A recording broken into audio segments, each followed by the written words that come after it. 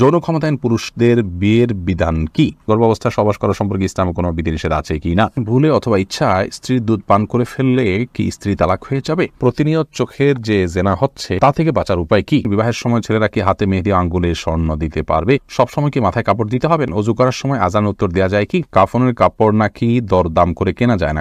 কতটা শরীয়তসম্মত? আর স্বপ্নদোষ হলে কি গোসল ফরজ হয়? সেই জায়গায় পরিষ্কার করে এবং কাপড় পরিবর্তন করে নামাজ পড়া যাবে কিনা? চিরকুমার থাকার বিষয়ে ইসলাম কি বলে? এটা কি জায়েজ? ভাত খাওয়ার সময় কি বাম হাতে গ্লাস ধরে পানি খাওয়া যাবে? অমুসলিমের হাতে রান্না করা খাবার খাওয়া যাবে কিনা এবং তাদের বাড়িতে বেড়ানো যাবে কিনা? নামাজের মধ্যে এক সূরা যদি 2 বার পড়ি তাহলে কি আমার নামাজ হবে? বাচ্চা হওয়ার আগেই তার নাম ঠিক করে রাখা যাবে কিনা? প্রিয় দর্শক, আর বিলম্ব না করে চলুন আমরা আপনাদের প্রশ্ন উত্তর দেওয়ার পালায়। শরীফুল ইসলাম, আপনি আমাদের ইউটিউব চ্যানেলে প্রশ্ন করেছেন কাফনের কাপড় নাকি দরদাম করে কেনা যায় না?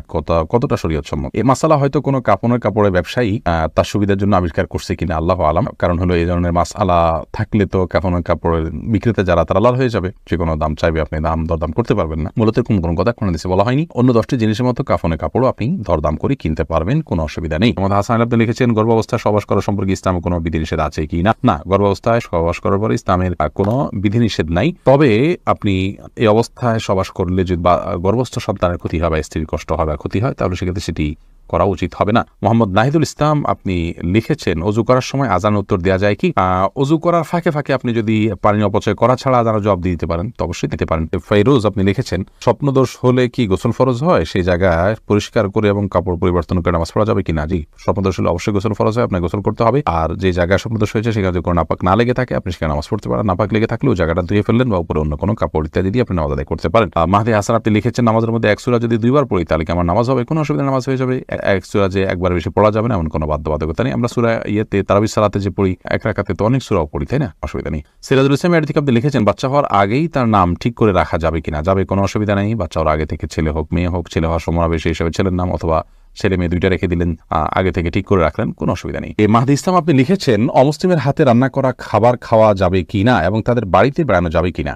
অমুসলিমের হাতে রান্না করা খাবার খেতে কোনো নিষেধাজ্ঞা নেই। নবী রাসূলুল্লাহ সাল্লাল্লাহু আলাইহি ওয়াসাল্লাম ইহুদি মহিলার বাড়িতে দাওয়াত খেয়েছেন, বোঝা গেল যে তাদের হাতে রান্না খাওয়া যায় আছে। আপনি কি খাচ্ছেন সেটি হলো বিষয়। যদি খাবারটি হালাল হয় তাহলে অমুসলিমের হাতেও খেতে পারেন, আর যদি খাবারটি হারাম হয়, সেটা যদি কোনো ভালো ইমাম সাহেব, মক্কার ইমাম সাহেবও রান্না করেন, সেটা আপনার জন্য খাওয়া জায়েজ হবে না। দেখতে হবে যে খাবারটা হালাল কি হারাম, সেটি হলো মূল বিষয়। জয়নাল মুন্সি আপনি লিখেছেন বিবাহের সময় ছেলেরা কি হাতে মেহেদি আঙ্গুলে স্বর্ণ দিতে পারবে? মেহেদি এটা নারীদের ভূষণ, নারীরা দিবে, বিশেষ করে হাতে পায়ে, চুলে বা দাড়িতে ছেলেরা দিতে পারেন। নবী রাসূলুল্লাহ সাল্লাল্লাহু আলাইহি ওয়াসাল্লাম এক নারীর হাত দিয়ে কিছু দিচ্ছিলেন, তো তার হাতে মেহেদি ছিল না। নবী রাসূলুল্লাহ সাল্লাল্লাহু আলাইহি ওয়াসাল্লাম বলেছেন যে এটা কি পুরুষের না মহিলার হাত? বলা হলো মহিলার হাত। তিনি বললেন যে মহিলার হাত কেমন, যে মেহেদি নেই?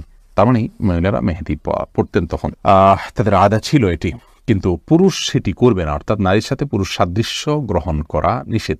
আর তাছাড়া সাজগোজ এটি মূলত নারীদের জন্য। সাজগোজ বলতে এই জাতীয় অতিরিক্ত যে সাজগোজ আছে সেটি, আর পুরুষও পরিপাটি হয়ে থাকবেন সেটি তো অবশ্যই ভালো। ফাহিনুসার আপনি লিখেছেন প্রতিনিয়ত চোখের যে জেনা হচ্ছে তা থেকে বাঁচার উপায় কি? চোখের জেনা অত্যন্ত ভয়াবহ। আমি প্রথমে আপনাকে সাধুবাদ জানাই যে আপনি এই ভয়াবহতা আঁচ করতে পেরে এখান থেকে বাঁচার চেষ্টা করছেন। আজকাল অনেক মুসলিম আমরা এ থেকে বাঁচার প্রচেষ্টাটুকু পর্যন্ত আমরা করছি না। আল্লাহ তাআলা আমাদেরকে মাফ করুন। চোখের জেনা থেকে বাঁচার জন্য আমাদের যে কাজগুলো করতে হবে তার মধ্যে থেকে সবচেয়ে গুরুত্বপূর্ণ কাজ হলো চোখের জেনা যে জায়গাগুলোতে হয় সেই জায়গাগুলো অ্যাভয়েড করতে হবে। ধরুন ফেসবুকে আপনার যে আইডিগুলো থেকে এই ধরনের জিনিস আসে সেই আইডিগুলো আনফলো করতে হবে।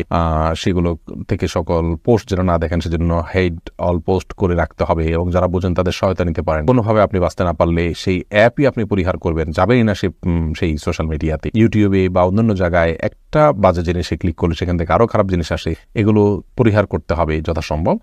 আর বাজে বন্ধু তাদেরকে যথাসম্ভব অ্যাভয়েড করতে হবে। আর ইমানদার, নেককার, আল্লাহওয়ালা, আমলদার মানুষের সোহবতে উঠাতে হবে। আজকাল সোহবত একেবারে হারিয়ে গেছে। আমরা সহজে দিন পেয়ে যাচ্ছি অনলাইনে বিভিন্ন মাধ্যমে।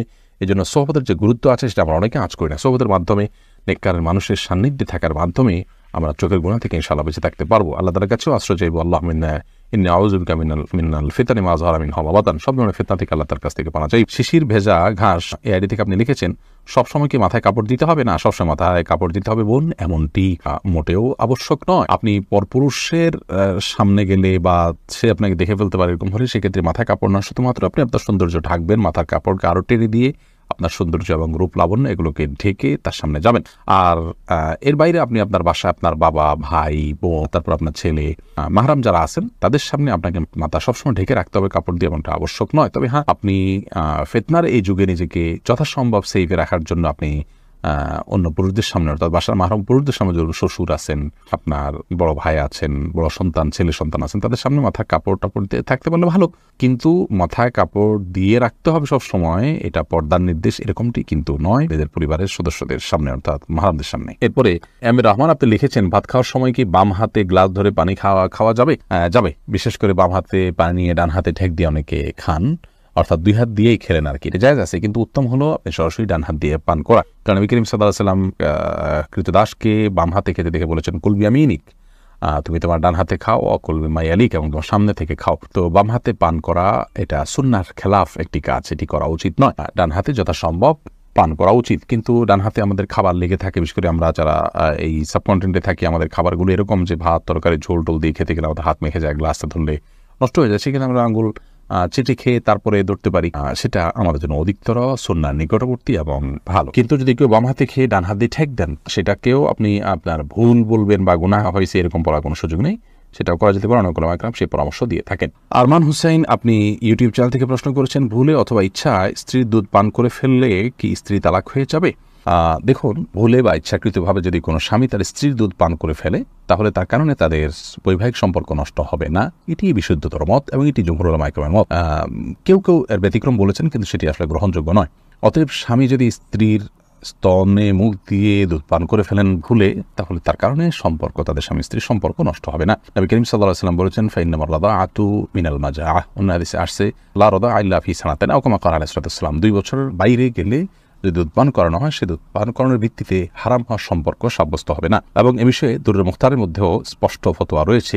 এবং প্রয়োজন ছাড়া আপনার একজন মানুষ অহেতুক কর্মকাণ্ড থেকে যথাসম্ভব, বিশেষ করে যেখানে নানা রকমের রিস্ক আছে, নানা রকমের আপনার সুবিধা অসুবিধার দিক সেখানে চলে আসতে পারে, এ ধরনের বিষয়ে মানুষ যথেষ্ট সাবধান এবং সচেতন হতে হবে।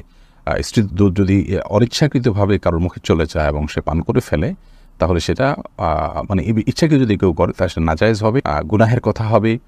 যদিও কোনো কাম জায়েজ বলেছেন, কিন্তু নাজায়েজ এবং গুনাহ হবে, এই মতটি অধিকতর শক্তিশালী। অনিদ্রা এআরি থেকে আপনি লিখেছেন, যৌন ক্ষমতাহীন পুরুষদের বিয়ের বিধান কি? যারা যৌন ক্ষমতাহীন তাদের জন্য বিবাহ করা জায়েজ নয়। কারণ নবী করিম সাল্লাল্লাহু আলাইহি ওয়াসাল্লাম সহিহ বুখারী মুসলিম হাদিসে বলেছেন, মান ইসতাতা মিনকুমুল বাআতা ফালিয়াতাযাওয়াজ, যার সক্ষমতা আছে বিবাহ করার, তিনি বিবাহ করবেন। যৌন ক্ষমতা যদি কারণ না থাকে, তাহলে সেক্ষেত্রে তিনি বিবাহ করলে একজন নারীর অধিকার নষ্ট হবে, খর্ব হবে, সেই অধিকার কোনো পুরুষকে দেওয়া হয়নি, বিধায় তিনি ইচ্ছাকৃত কোনো নারীকে বঞ্চিত করা তার হক থেকে, অধিকার থেকে, এই সুযোগ তার নাই, সেজন্য এটি জায়েজ নয়। যে যৌন ক্ষমতা না থাকার পরে যদি তিনি বিয়ে করেন, তার স্ত্রী যদি যৌন চাহিদা পূরণের প্রয়োজন না থাকে, অথবা স্ত্রী যদি স্যাক্রিফাইস করেন, তাহলে সেক্ষেত্রে এটি তার জন্য অবশ্যই জায়েজ হবে। অর্থাৎ এখানে স্ত্রীর অধিকার বিষয়টা ইসলাম দেখবে, এটি হলো মূল বিষয়। রাকিবুল ইসলাম অন্তর আপনি লিখেছেন, চিরকুমার থাকার বিষয়ে ইসলাম কি বলে, এটা কি জায়েজ?